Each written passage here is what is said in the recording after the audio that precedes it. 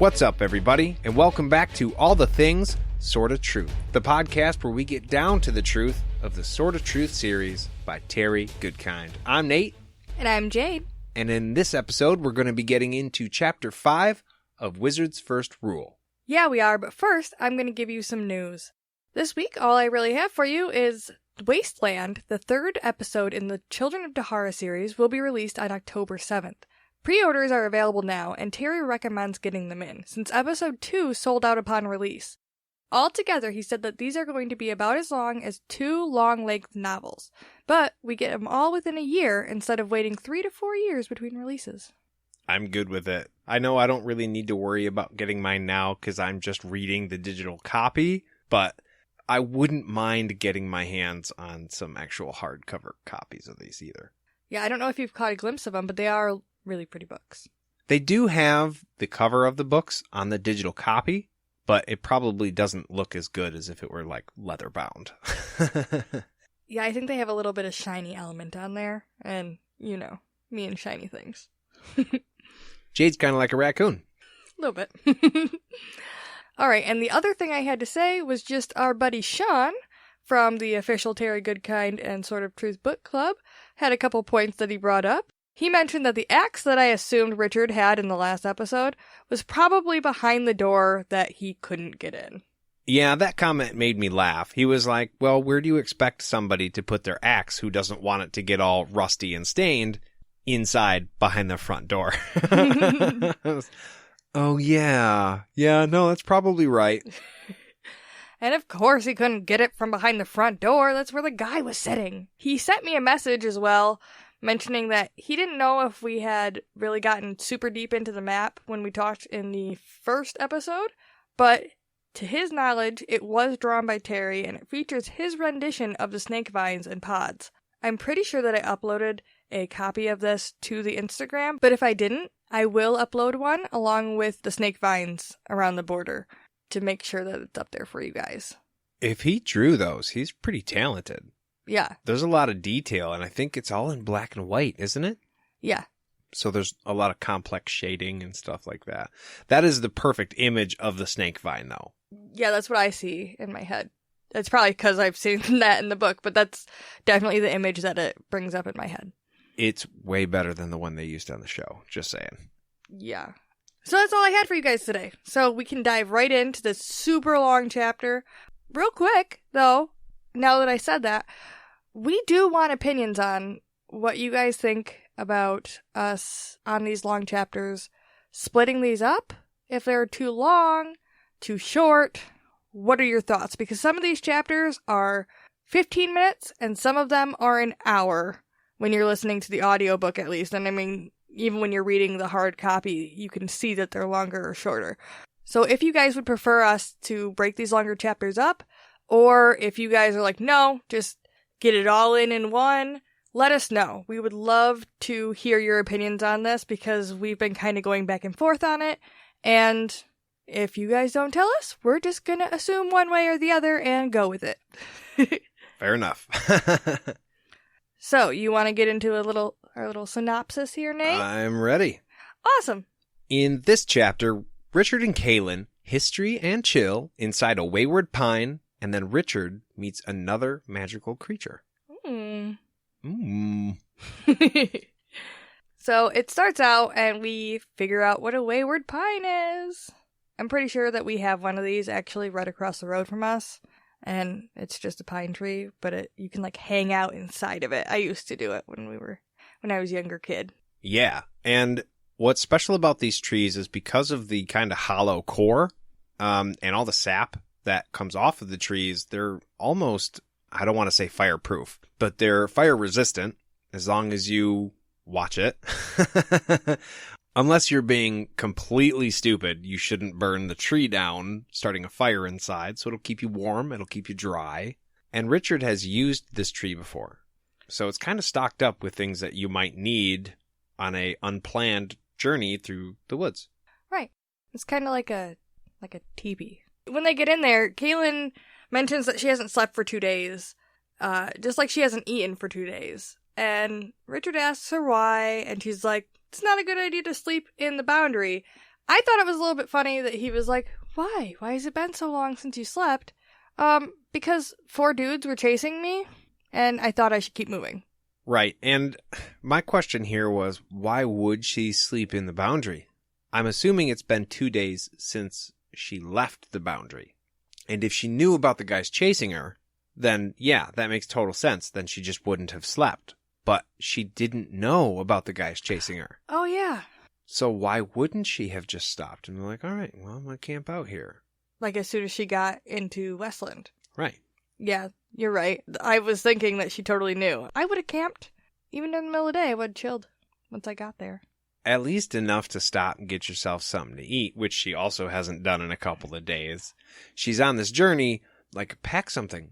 Keep something with you. Maybe you're all out of supplies, then stop and hunt. Catch something. Find something growing in the woods to eat. Anything at all. I don't know. That really didn't make a whole lot of sense to me. But more specifically, why she said it isn't a good idea to sleep in the Boundary.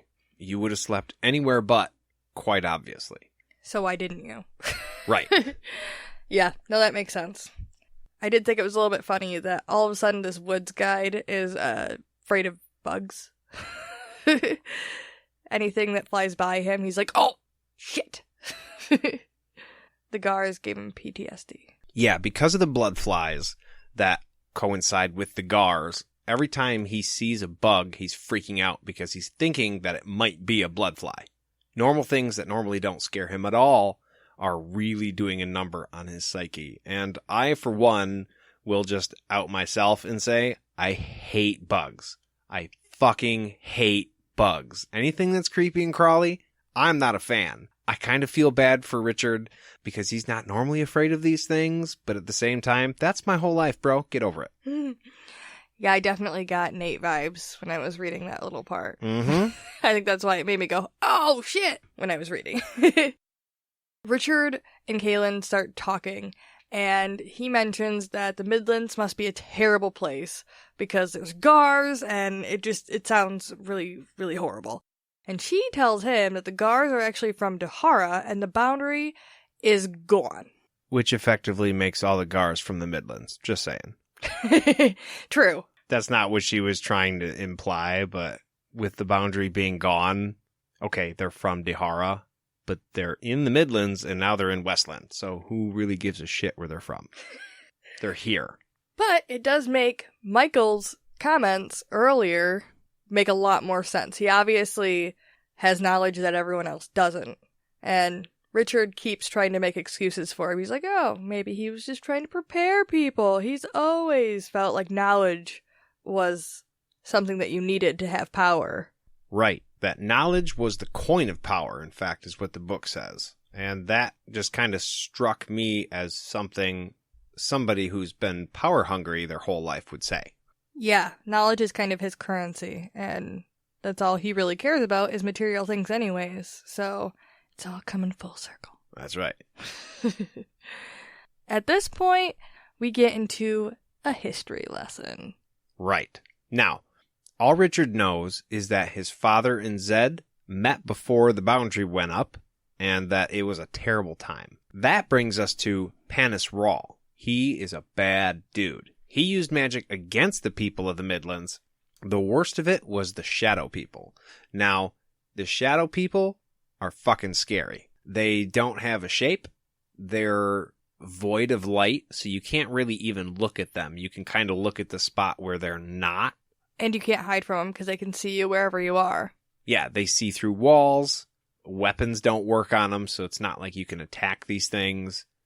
They're the worst case scenario for anybody in the history of ever. Yeah, literally the thing of nightmares.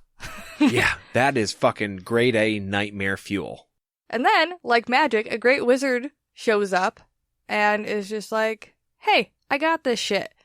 He makes battle horns and drives them back like they're just gone now. He's a badass. Magic music. Music is magic. Right, he probably just slammed him with some Beatles, let's be honest.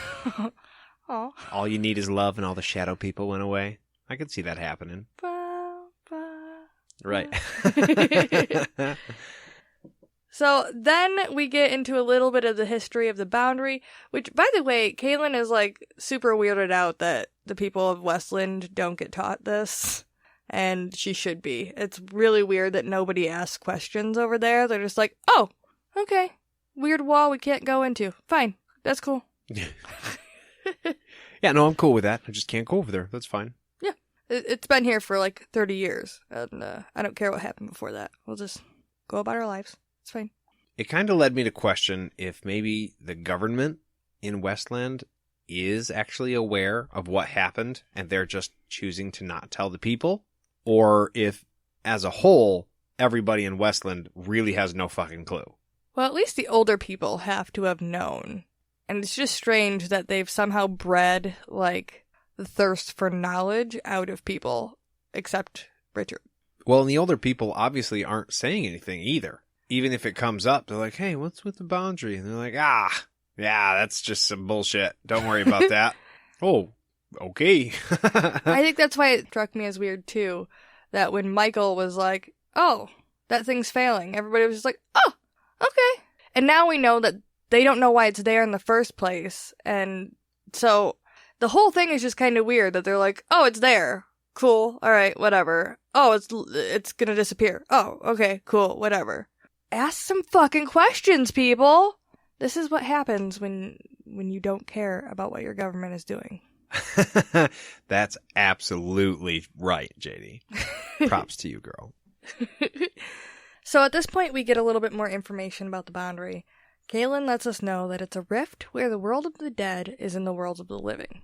Richard, kind of in layman's terms, said, oh, so it's like, you fall through a hole in the world to another place. And she very brutally says, no, that's not what it's like. It's like the world of the dead and the world of the living are coexisting in the same place. Yeah. Everything that's in this chunk is dead, basically. And I think she does actually give us an amount of time it took her to walk through there. 2 days, I believe. Okay, so it was 2 days then. That might be why she didn't eat for 2 days. Yeah. She might have just come out of the boundary when Richard saw her. Right, and those guys must have been right fucking behind her. And we've already been told that Kahlan crossed with the aid of magic. Wizards figured that magic could get her through because magic brought the boundary here, which, it makes sense, but if they didn't conjure the boundary, I feel like a lot of people are just, like, guessing about something that's pretty fucking serious. Spaghetti at the wall approach? Yeah, they're just like, this could work. Well, and especially when you read what their solution entailed. Right. They killed themselves? Yeah, every single one of those guys had to die to get her through the boundary. And if that was a guess, that must have been a pretty good guess, buddy. Like, are you sure about this, Bob? We have to fucking kill ourselves to get this girl through? Well, and especially when we find out they are 5 of the 7 remaining wizards in the entire world. And they're like, yeah, this'll work. And if it doesn't, everybody's fucked. Cool. Also, we find out later in this chapter that she uses something else to help her get through. So I'm not really sure what those wizards did, if they just concealed her path, which didn't work, or if they just broke the boundary, like pulled the curtain back so she could get in, or what exactly did they do to help her move along? Because I get that they killed themselves so that Dark and Rawl couldn't, like, ask them questions. That makes sense to me, but we never find out exactly what they contributed to getting her through. Why did they need all 5 of the wizards? What did they have to do to get her through the boundary? Because it sounds like, did they put a bubble around her? Did all 5 of them have to, like, put a protective bubble around her to keep her safe as she walked through? In the show, not that I don't like to compare the show, but in the show they make like the Red Sea, when the Red Sea gets parted?